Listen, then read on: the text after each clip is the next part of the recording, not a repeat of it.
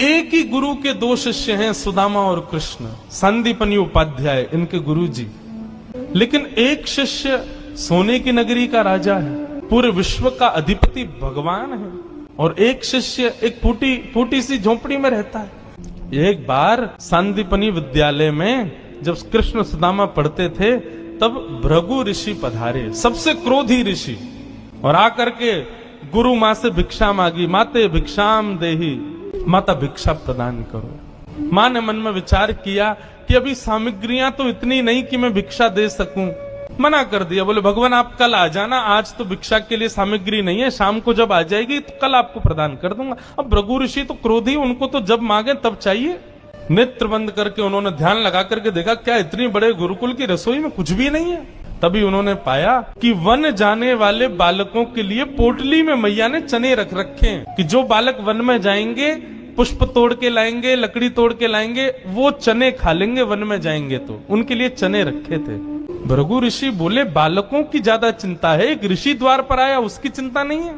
थोड़ी दूर जाकर के अपने कमंडल के जल से श्रापित कर दिया, जो भी उन चनों को खाएगा वो लक्ष्मीहीन हो जाएगा, उसके जीवन से लक्ष्मी चली जाएगी, वो निर्धन हो जाएगा। जिस समय भृगु ऋषि श्राप दे रहे थे, सुदामा जी वहीं एक वृक्ष के पीछे बैठ करके कुछ पुष्प तोड़ रहे थे। जैसे ही श्राप दिया, सुदामा जी पहले तो चाहते थे कि मैं जाकर के ये संकेत कर दूं कि भाई उन चनों को मत खाना, उनको शाप लगा है। लेकिन तभी गुरुकुल जाते समय देखा कि सामने से अपने दोनों कमर पर पोटलियां बांध करके कृष्ण चले आ रहे हैं। सुदामा जी बोले लाला कहाँ जा रहे हो? बोले आज तोकू और मोकू वन में जावे की सेवा मिली है, मोए और तोए वन से पुष्प और तुलसी तोड़ के लानी है, लकड़ी तोड़ के लानी है। चल देख, गुरु मैया ने वन में खावे के काजे चना भी दिए, दोनों प्रेम से पाएंगे और प्रेम से वहां से बढ़िया सब कछु लेके आएंगे। आज बालकन में हमारो नंबर आया हो वन में जावे को। सुदामा जी की नजर पोटलियों पर पड़ी, बोले कन्हैया कहीं खा नहीं ले, फेंक देंगे तो कहीं अंकुरित होके वृक्ष बन गए, कोई भी खाएगा तो लक्ष्मीहीन हो जाएगा, मेरो कन्हैया खा लेगो तो लक्ष्मीहीन है जाएगो। सुदामा जी जिद करने लगे, बोले सुन तू बाकी के सामान रख अपने पास, ये पोटली मोह दे दे मैं बांधू अपने कमर पे। ठाकुर जी बोले क्यों, मैंने बांध तो रखी। बोले तेरो भरोसा ना है, तो को भूख लगेगा तो मेरे बटके ने खा जाएगो, मोकू दे, जब भूख लगेगी तो दोनों बांट के खाएंगे। और जिद करके सुदामा जी ने दोनों पोटली अपने पास रख ली। वन में वृक्षों की लकड़ी तोड़ रहे हैं, पुष्प तोड़ रहे हैं, फल तोड़ रहे हैं। सुदामा जी मौका ढूंढ रहे हैं, कब मौका मिले मैं भागूं, एकांत में चने खा लूं। तभी जोर की बारिश होने लगी। बारिश के कारण ठाकुर जी तो एक वृक्ष के नीचे जाकर के खड़े हो गए। अरे आजा सुदामा, यहीं खड़ो है जा, बहुत वर्षा है रही है। पर सुदामा जी एक बगल में एक और विशाल वृक्ष था, उसके ऊपर चढ़ गए, डाल पर जाकर के बैठ गए। वर्षा हो रही थी, ठाकुर जी एक वृक्ष के नीचे खड़े हैं, दूसरे वृक्ष के ऊपर सुदामा जी बैठे हैं। सुदामा जी बोले यही सही समय है, और पोटलियां खोल करके सुदामा जी खाने लगे। ठाकुर जी ने देखा, ए सुदामा मेरे उचना है में खा मत जाइयो, रुक जा, बरसा रुकंद मैं हूं, आ रहा हूं ऊपर। लेकिन सुदामा जी के नेत्रों से आंसू गिर रहे हैं। बोले लाला तू सदा प्रसन्न रहे, मेरे बट की लक्ष्मी भी तेरे पास आ जाए, तेरे जीवन में कभी कोई कष्ट नहीं आवे, मेरे लाला को कभी रोनो नहीं पड़े, कभी उदास नहीं हो, कभी दुखी नहीं हो, यही मेरी मित्रता को उपहार में अपने कृष्ण को देना चाहूं। और उपहार के रूप में सुदामा जी ने मानो अपने जीवन में प्राप्त होने वाली समस्त लक्ष्मी भी श्री कृष्ण के चरणों में पधरा दी, और दोनों पोटली के चने स्वयं सुदामा जी खा गए।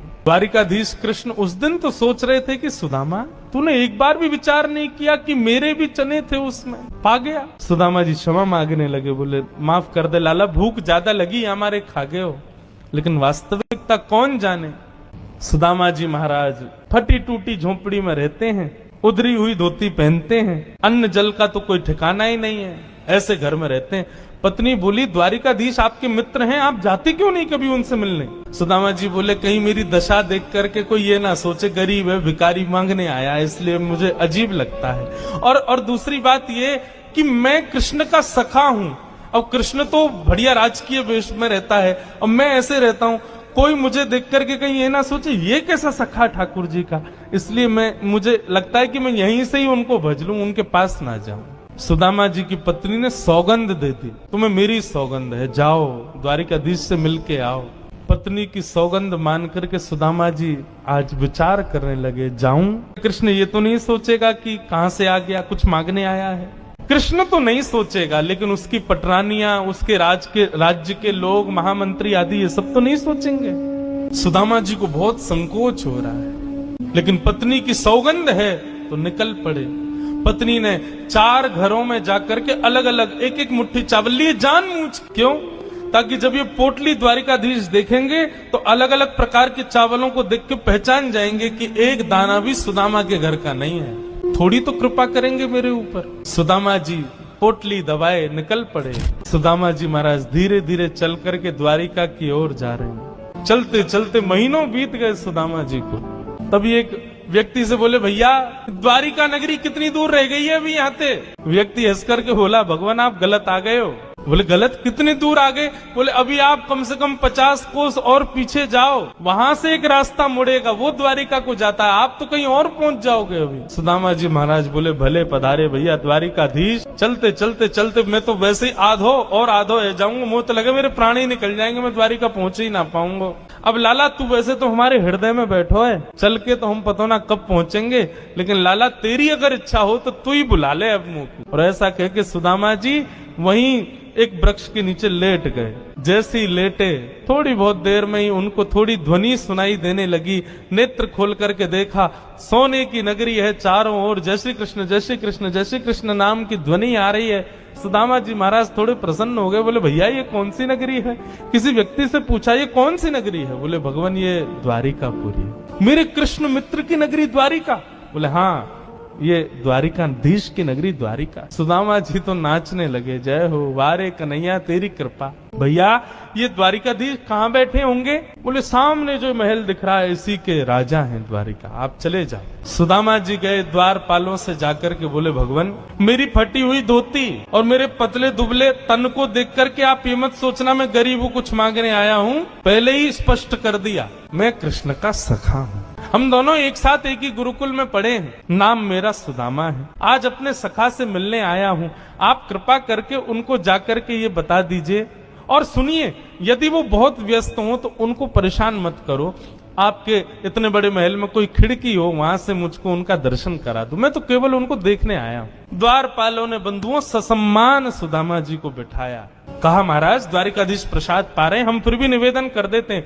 भीतर जाके द्वारपालों ने जैसे ही बताया, द्वार पर आपके सखा आए हैं, बचपन के मित्र हैं, नाम उन्होंने सुदामा बताया है। सुदामा नाम सुनते ही भगवान खा रहे थे, खाते खाते रुक गए। बोले क्या नाम बताया? बोले सुदामा। मेरे बचपन के सखा सुदामा आए हैं बाहर? बोले हाँ नाथ सुदामा जी आए। आप प्रसाद पा लीजिए, हमने उनको कह दिया है आप जब निवृत्त हो जाएंगे तब दर्शन करें। भगवान बोले प्रसाद ये आवश्यक है? मेरे मित्र आए सखाए बाहर खड़े, तुम उनको बाहर ही छोड़ के आ गए। भगवान आज पहली बार बीच प्रसाद से उठ गए, दौड़े। महामंत्री, सेनापति, पत्नियां सब दौड़ रही हैं। ऐसा कौन आ गया जिसके लिए भोजन छोड़ के भागे? द्वार पर दीनहीन सी अवस्था है, सुदामा जी खड़े। भगवान ने जाकर के हृदय से लगा ली। बार बार उनके मुख को देखते हैं, फिर हृदय से लगाते हैं, फिर देखते हैं, फिर हृदय से लगाते हैं। अपने गले में गलवैया डाल करके लेकर के चल रहे हैं। फिर चलते चलते पता नहीं क्या होता है, ठाकुर जी फिर रोकते हैं, फिर हृदय से लगा लेते हैं, फिर चलते हैं, फिर हृदय, बार बार हृदय से लगा रहे हैं और रोने लग रहे हैं ठाकुर जी। रुक्मणी आदि पटरानियों ने ऐसा दृश्य पहले द्वारिका में कभी नहीं देखा। सुदामा जी को ले जाकर के द्वारिका के सिंहासन पर बिठाया। भगवान ने अपने नेत्र के अश्रुओं से सुदामा जी के चरणों को धोया और संपूर्ण जल द्वारिका के चारों दिशाओं में छिड़क दिया। बोले हमारी द्वारिका पवित्र हो जाएगी सुदामा जी के चरणों का चरणामृत। सुदामा जी कह रहे हैं लाला मैं इन सबके योग्य ना हूं, ये सब कहा कर रहा हो भैया?